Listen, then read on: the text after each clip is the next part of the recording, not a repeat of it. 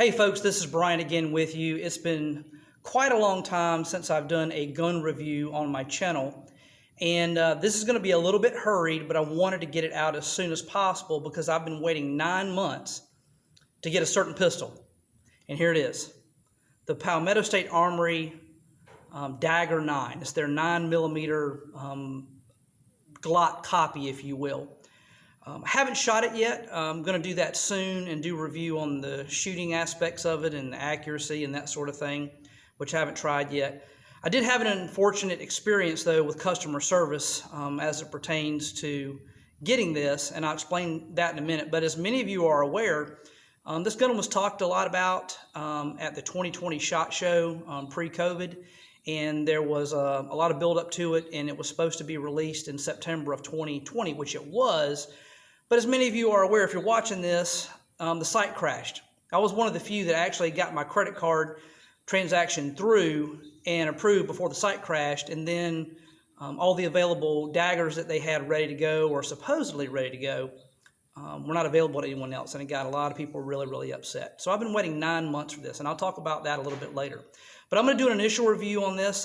There's some things I like, but already some things I don't like about that, or about this, considering we've had to wait 9 months, and think it could be a little bit better in some areas. So let me talk about that. So this is the box that comes in, and so let me hold this up here. First of all, let me just state for the record, we have an empty magazine, and we have an empty gun. Chamber is empty, so I have an empty firearm here. All right, so let me talk about this for a minute and just kind of put it out there. Now I know this might be backwards. I'm going to have to probably flip the video, but I want to go ahead and get this out now. So some things that are similar to the Glock is the polymer lower. Okay, the top is stainless steel treated. The barrel is stainless steel. It's not the polyoctagonal Glock type barrel. It's a stainless steel barrel that's also treated. Has a stainless steel guide rod assembly as well. Also, the front and rear sights are steel as well, unlike the Glock polymer sights that some people find get easily damaged and beat up. As far as takedown, has the same takedown lever, has the same slide stop, not a slide release. Watch one of my other videos. This is not, at least on Glocks, it's not a slide release, it's a slide stop. Same type of magazine release as well. So a lot of similar things to the Glock as far as the kind of design, the overall design of the gun, and size-wise, it's equivalent to a Glock 19. So, and this is a 9mm. Some things that I really like about it right out of the box is the micro stippling here on the hand grip. I don't know if you can see that very well. I'm working with some light issues, but the micro stippling is quite comfortable, and it's not too aggressive. So it does what it's intended to do, but comfortable at the same time. So we got a little bit of a palm swell here on the back strap area here. Got the little beaver tail design section here to get your web of your hand high up on the back strap. Got a little bit of a palm swell there, which Glock has removed from some of the newer generation Glock pistols. It's got two cutouts here in the magazine well area to pull the magazine out if you need to. By the way, the magazines supplied are the PMag designed magazines for the 9mm. So, but I mean, functionality and everything works just like a Glock. Oh, sorry. Another thing about the grip that I like, it has a little bit of a palm swell in the middle, a little bit of an oval shape that fits the hand really, really well. It's not, again, too aggressive, and it's not perfectly flat either. So I really like the feel of this in my hand. It's got the one finger groove here. I'm getting this gun up in my face. You don't want to see my ugly face, but anyway, those are some things that I like about it. Something that I'm not too wild about that has me concerned is, let me talk about the trigger first, okay? As far as the trigger goes, there was some talk that the triggers are supposed to be really great, and I haven't tested the trigger pull with my measuring device yet. However, it's about 5 pounds, and it's reasonable. It's what they put in all their Glock puts in all their pistols for standard law enforcement issue. But the take up on this thing is like forever. I really thought there'd be a lot less take up. So kind of give you an idea here. Take up, take up, take up, take up. Look at that. That is a lot of take up. Now the break, pretty good. Trigger reset. Oh. Let's see some things here. See the take up. Take up, take up, take. Look at that. A lot of take up. Now it's a striker fired pistol, okay? So I know some of that is going towards the momentum of the striker, and I'm not doing the trigger reset because obviously it's not loaded. Trigger reset is not bad. It's actually very reasonable. But what's got me real concerned is the take up on this pistol. It is so, I mean, you look at this. That is, man. So that's one thing that, to me, is a little bit problematic. There's another issue which you might not be able to see. I will hopefully try to get a closer video later. But, go ahead and reset everything. I don't know if you can see this or not, but during the trigger take up, and you can't see it, but I can see it from looking behind the slide here. The slide drops. It kind of squats during the take up. It squats in the back and the sight raises in the front by about 1 millimeter. I'm not too wild about that.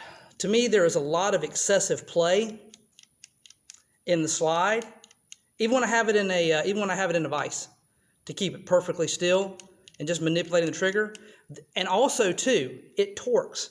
This slide actually squats and twists up like this. Now, when the break comes, everything seems to kind of level out. So accuracy-wise, I don't know how much it's going to affect accuracy just yet. But compared to all the other guns I have, and I've got a lot of guns, a lot of rifles, shotguns, pistols of all kinds, makes and models, none of mine have play like this during the take-up on the trigger. You can actually feel it. I'm not too wild about that. Again, accuracy-wise, function-wise, maybe absolutely nothing wrong. I just would have expected more, especially since having to wait so long for this pistol. So I'm going to test it for functionality, hopefully in my next video. Put it through its paces, see what, slow firing, rapid firing, maybe see what the accuracy is. I've been a law enforcement firearms instructor for almost 23 years now, and I'm reasonably good, so we'll see how that goes. So let me tell you of my little customer service experience that I'm going to rant on for a minute. I think Palmetto State Armory did a very, very poor job with keeping their customers up to date on what was going on with these pistols. So I ordered it online, site crashed, and basically waited for 3 months before there was a communique that was put out. And there was some scuttlebutt on the internet and Facebook about what's taking so long, why did the site crash, was PSA not prepared for the demand or whatever. I really expected Palmetto State Armory to be ready to go if they're going to release a pistol. Not just with the internet traffic, but also the quantity of pistols that were available. Now, perhaps to be fair, maybe they wanted to do a limited run, understanding that the first generation of most handguns or rifles or whatever may have some technical issues. I've got one of the Palmetto State Armory AKVs, and that's like the 9mm AK version of the Russian Spetsnaz Special Forces subgun. And I got one of the first ones in the store. I think one of the first ones here in our state. And as you saw probably on the Military Arms channel with Mac, he had some issues with it, and PSA developed something called the Mac bracket, fixed a lot of technical issues that Mac had discovered, and I sent my AKV back. They did 7 upgrades for free, got it back to me in a reasonable amount of time. I thought that was great. I mean, I've bought a ton of guns of all kinds and gun parts and to build guns, and traditionally they've been great. I'm fortunate to have one of the PSA stores right around the corner from where I work, and so it's been very, very convenient. But with this, man, they really dropped the ball. So let me tell you. So again, I ordered it, waited 3 months. They were like, sorry for the delay, They never was really explaining what was going on. And I think good enough detail. It was very generalized, very kind of left a lot to the imagination. So as people started getting upset on their Facebook page, I was getting a little bit antsy too, quite frankly, when PSA takes my money and I'm still waiting 3 months to get a firearm. Well, I'm starting to get a little bit worried, on their ability to deliver. And a lot of people are again criticizing them on Facebook, and I think rightly so. So 3 months go by, I get an email saying there's going to be a delay. We're worried about quality control. Hey, and I appreciate that. I appreciate them not wanting to put a gun out with some issues, particularly either safety issues or functionality issues. I appreciate that. But again, it was so had such lack of detail, it caused people to run wild about what was going on. So 3 months goes by, then close to December, another 3 months, September to December. I actually put on one of the Facebook pages, which I was a member of, all I want for Christmas is and I went ... my Dagger 9. I was kicked off the Facebook page. Not only was I kicked off the Palmetto State Armory pistol Facebook page, but every other Palmetto State Armory Facebook page I was on, except for the main general one, I was kicked off of. I didn't understand that at all. What did I do to gain the ire of people at Palmetto State Armory with a comment like that? There were other people on there just trashing Palmetto State Armory up and down. Again, rightly so, and they were livid. I talked to some other people that got kicked off too for inquiring about maybe refunds or what's taking so long. They also got kicked off of the Facebook page, so they couldn't make any comments about delivery or something like that. So that really troubled me as a customer of Palmetto State Armory, and I've been a customer for a very long time. I mean, they started here in South Carolina. I was at the Palmetto State Armory grand opening of the first store before it had anything on there. We're talking about bare walls and a concrete floor that was maybe about 30 feet by 20 feet. I mean, there wasn't anything on the wall. It was just an idea at that point. And I was one of the first people in the store. And so that really, really upset me that a customer who's been loyal would be treated that way. And I sent an email to Palmetto State Armory and basically got no response.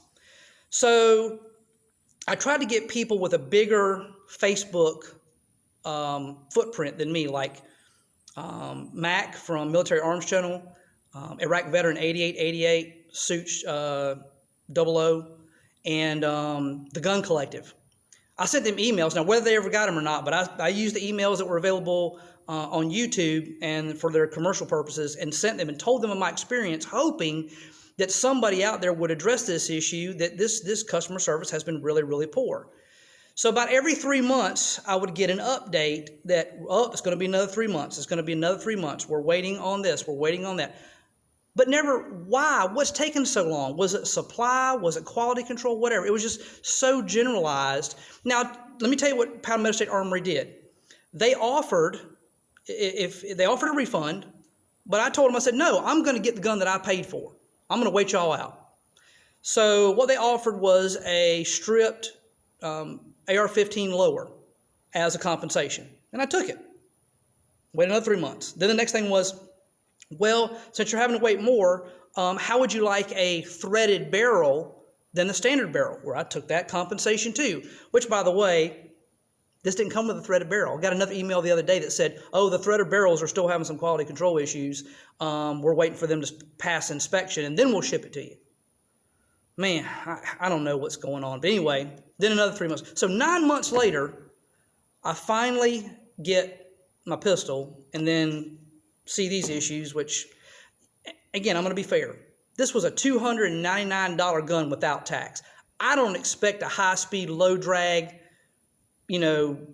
gun that would perform on the level of a CZ75 that cost $1,000 or a Les Baer 1911 or anything like that. I mean, it is what it is. It'll probably shoot just fine. Accuracy is probably okay, but for this slide tilt and this torque of the slide and all the excessive movement and the take-up, man, I really expected better, quite frankly. But, lifetime warranty. I guess if something goes wrong, I'll send it back. By the way, something else that I was noticing on this particular pistol is that the gap between the lower receiver and the slide, or the lower polymer frame, is pretty, you can see right through there. It's a pretty larger, more significant gap than what you see on a Glock. Perhaps they did that by design to make it more reliable, in dirt or in when it's fouled up with, mud or something like that. I don't know. Someone more qualified than me may speak about that. I have no idea, but I just thought that was kind of interesting that leaves a big path for debris and stuff to get in there perhaps. But anyway, so again, the pistol I'm not completely disappointed with. I wish some things were a little bit better, but certainly customer service wise, I really felt like I got kicked in the junk for just, again, not going off the rails and being mean or nasty about it. All I want for Christmas is my ... Dagger 9, and I get kicked off the Facebook page. Somebody's got a long track record of, again, buying products from them and doing builds and all that kind of stuff. So I don't know. We'll see. But that's my experience. I wouldn't say it's a huge praise. I think it's probably more of a rant and a complaint than anything. But I wanted to put this out there because I know a lot of people are interested. And again, I mean, I would fully expect that PSA would make anything right that would be wrong. Just really, really disappointed in customer service. And I would dare say that looking at internet traffic over the past 2 or 3 years, that seems to be the biggest issue out there is supply and customer service follow-up. People being left in the dark and not really getting explanations or getting ignored, which is not a good sign, in my opinion. One little announcement, though, is PSA just purchased, I believe, a 200,000 square foot warehouse over here in this area that was a former brake plant. It's my understanding they're going to try to employ about 200 people and make it perhaps a component manufacturing and distribution center, which they desperately need. I know distribution center right now, as I understand, is really, really packed because demand is high. Also heard some scuttlebutt they might also be venturing into ammunition manufacturing, which is desperately needed now as well. But in any event, that's just my 2 cents. Feel free to leave comments. If they're rude or rude comments, I'll delete them. Constructive criticism is always acceptable. And if you know some information that I don't bust my chops for it. I'm only telling you what I know. Feel free to add the information that you know to give some clarity to other people out there in case I'm short on what I know. So anyway, appreciate y'all tuning into the channel. Please subscribe if you can. Got a lot of interesting topics on here, very, very diverse. And again, thank you for your time. God bless America and God bless these United States because we desperately need it right now. Amen. All right, catch you later. Be safe out there.